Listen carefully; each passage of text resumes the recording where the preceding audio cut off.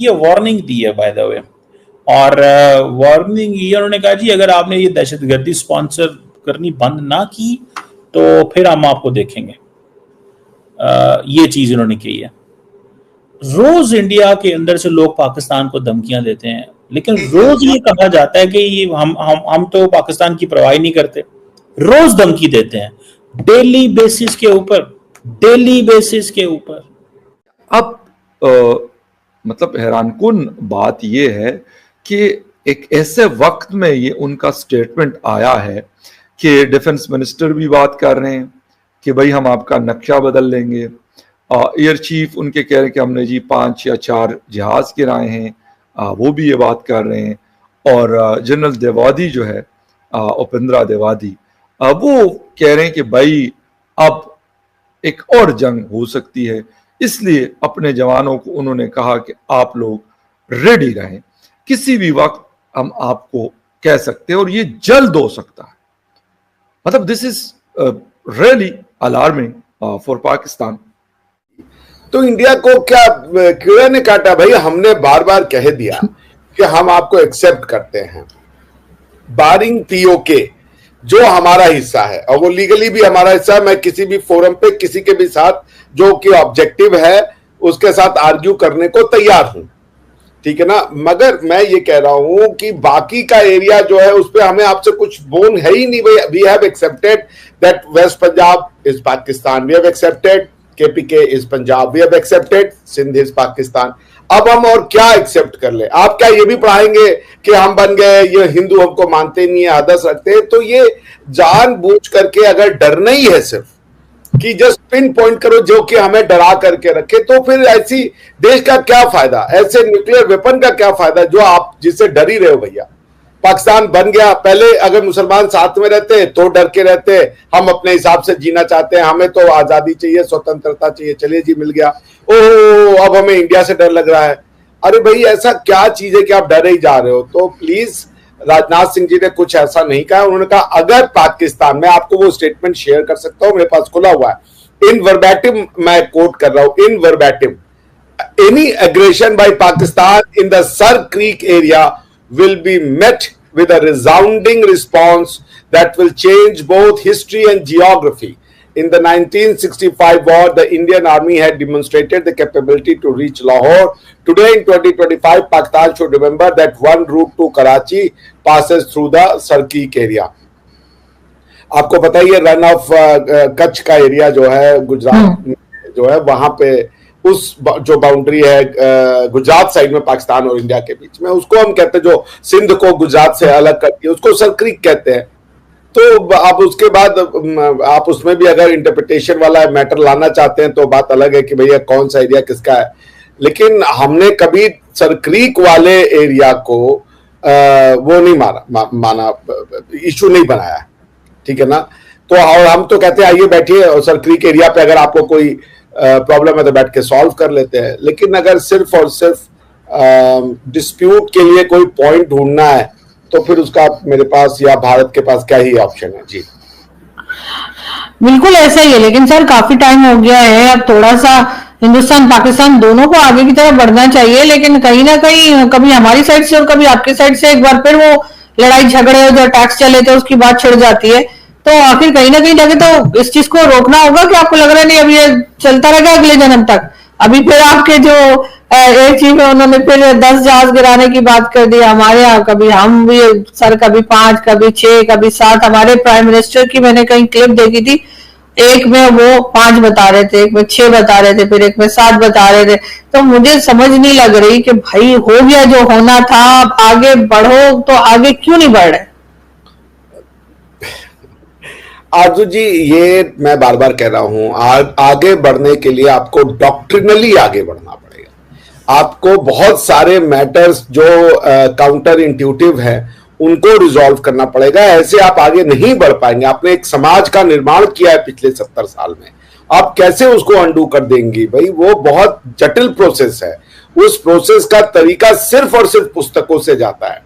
आपने अपनी आइडेंटिटी भारत विरोध की बना दी है, हिंदू एनिमी की बना दी है। क्यों है? आप लोग बोलते ये हमारा एनिमी है, अवध से अवध कैसे हिंदू आपका एनिमी हो गया? आप हमारे में से कन्वर्ट होकर के बने, हम आपके एनिमी हो गए? देखिए, ये सब डॉक्ट्रिनल इश्यूज हैं। जब तक डॉक्ट्रिनल इश्यूज रिजॉल्व नहीं होंगे, जब तक पाकिस्तान अपनी आइडेंटिटी को और आइडेंटिटी से ज्यादा नॉलेज क्राइसिस को रिजॉल्व नहीं करेगा, ये इसका रास्ता बंदूक है ही नहीं। इसका रास्ता किताब और फिलोसोफर्स हैं। someone who can explain things in a coherent manner, जो लोगों के बात समझ में आए।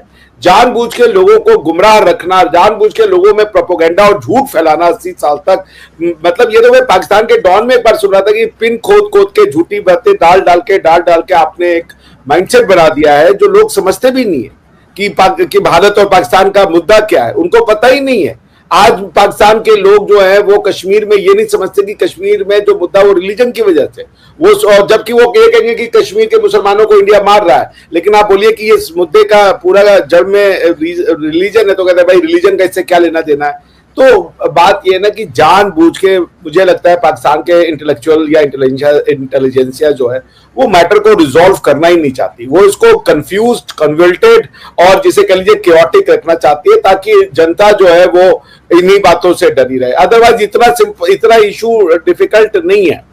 आप अपनी नॉलेज को ठीक कीजिए, पढ़ाई को ठीक कीजिए, अपनी हिस्ट्री और अपनी ज्योग्राफी को आप एक नेचुरल डिस्कोर्स से बताइए।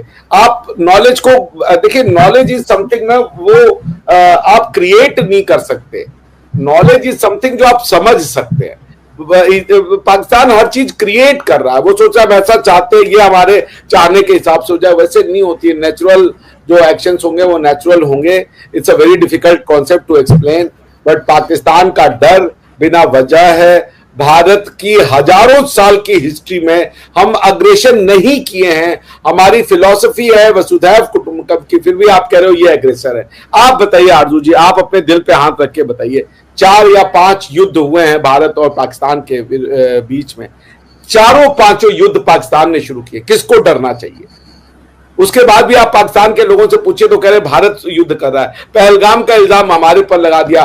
कसाब के लिए क्या किसी ने पूछा? पाकिस्तान की जनता आज तक सड़कों पे आई कि तुमने जो बंबई में इसमें जो 300 या 150 लोगों को मारा, 170-80 लोगों को गोली से भून दिया, उसमें 25-30% मुसलमान थे, वो क्यों भेजा वहां पे? कसाब क्या करने आया था मुंबई में? कश्मीर का डिस्प्यूट है, मुंबई में क्या कर रहे हो तुम? और मुंबई में भी जाकर के वहां क्या कर रहे हो? जो जूइश एक रेजिडेंस था उसमें घुस गए। मुझे नहीं पता था कि वहां पे कोई छबाड हाउस है, उसमें यहूदियों का कोई परिवार रहता है, वो उसमें जाकर के उन्होंने जाके चुन के उसको उनके परिवार की हत्या की। बताइए, तो पाकिस्तान के लोग तो पूछे ना, मुंबई क्यों हुआ, पहलगाम क्यों हो रहा है? लेकिन सर आपके यहाँ से भी तो सर अभी ऑपरेशन सिंदूर के बाद आपके यहाँ से भी तो सर अभी तक इसी तरह की स्टेटमेंट्स आ रही है ना कि जैसे अभी जारी है या अब फिर जो है फिर अटैक होगा। तो बात सारी ये कि अब कहीं ना कहीं मतलब अटैक करने से क्या कुछ हासिल हुआ?